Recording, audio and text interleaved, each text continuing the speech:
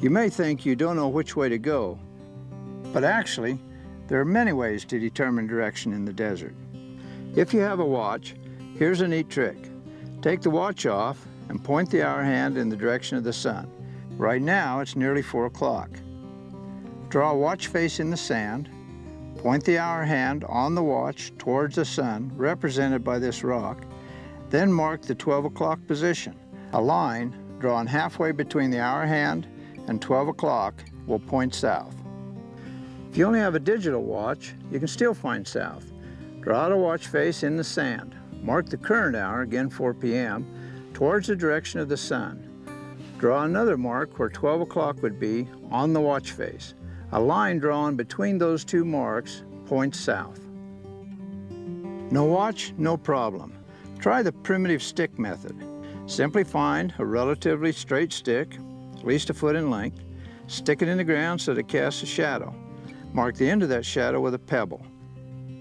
As time passes, that shadow will move in an easterly direction.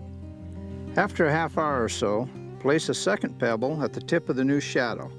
A stick placed across those two pebbles will be pointing east-west. Ants can help with direction finding in the desert. It turns out they always place their main entrance holes facing the southeast.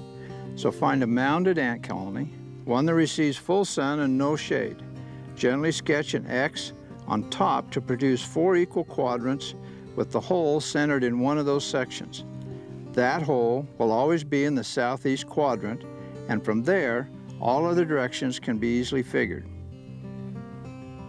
The stars at night, often breathtaking here in the desert, contain all sorts of direction-finding information. But all you really need to know is how to find Polaris, the magical North Star.